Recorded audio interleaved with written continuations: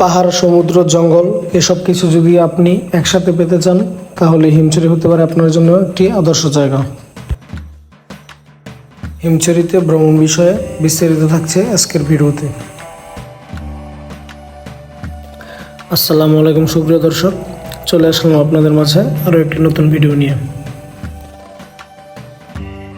আজকে আমরা চলে এসেছি কক্সবাজারের হিমছড়ি পাহাড় এবং হিমছড়ি ইকো পার্কে।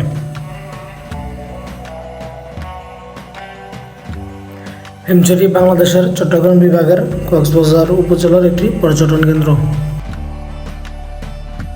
কক্সবাজার শহর থেকে এটি 12 কিলোমিটার দূরে অবস্থিত। হিমছড়ির এক পাশে রয়েছে সুবিস্তৃত সমুদ্র সৈকত এবং অন্য পাশে রয়েছে সবুজ পাহাড়ের সারি। হিমছড়ি জাতীয় উদ্যানটি 1980 খ্রিস্টাব্দে 1729 হেক্টর জায়গা জুড়ে প্রতিষ্ঠিত করা হয়। এখানে প্রবেশের ক্ষেত্রে সর্বপ্রথম আপনাকে টিকিট সংগ্রহ করতে হবে, যে টিকিটের মূল্য 40 থেকে 50 টাকার মধ্যেই সীমাবদ্ধ থাকে। এখানকার যে প্রধান আকর্ষণ সেটা হলো একই সাথে পাহাড় এবং সমুদ্র উপভোগ করা, আর সেজন্য আপনাকে অবশ্যই এই সিঁড়িগুলো বেয়ে উপরে উঠতে হবে। বাংলাদেশে থাকা অন্যান্য পাহাড়ের তুলনায় এই পাহাড়টি বেশি উঁচু না হলেও এখানে ওঠার সিঁড়িগুলো খুবই খাড়া, যার জন্য পাহাড়ের উপর উঠতে খুবই কষ্ট হয়।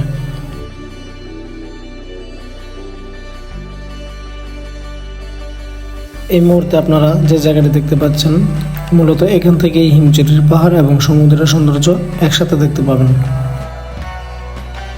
তবে আপনারা যদি এর আসল সৌন্দর্য আরও সুন্দরভাবে উপভোগ করতে চান তাহলে অবশ্যই আপনাদেরকে আরেকটু কষ্ট করে আরও সামনে এগিয়ে যেতে হবে, এবং এখন আমরা সেদিকে যাচ্ছি, আপনারা দেখতে পাচ্ছেন।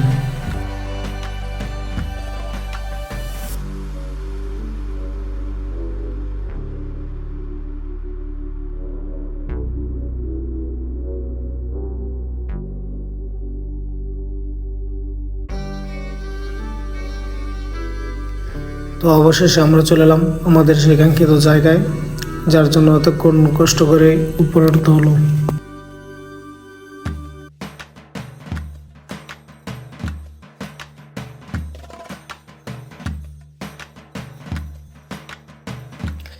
এটাই হলো আমাদের সেই কাঙ্ক্ষিত জায়গা, যেখান থেকে হিমছড়ির পাহাড় এবং সমুদ্র এবং সুবিশাল নীল আকাশ একই সাথে উপভোগ করা যায়।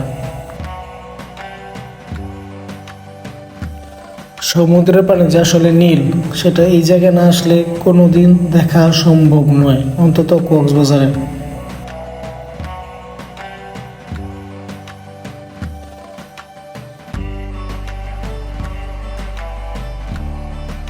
আপনারা একটু ভালো করে লক্ষ্য করে দেখবেন, এখানে আসলে সমুদ্র এবং আকাশ দেখলে মনে হবে একই সাথে মিলিত হয়ে গেছে, এবং এই দৃশ্যটি যারা সামনাসামনি না দেখবেন তাদেরকে বলে বোঝানো আসলে সম্ভব নয়।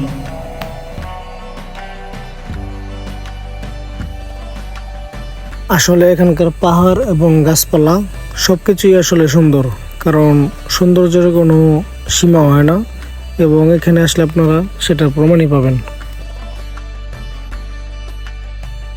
তো যেহেতু সন্ধ্যা হয়ে আসছে এবং আমাদেরকে ফিরতে হবে, তাই আমরাও আর দেরি না করে নিচে নামতে লাগলাম।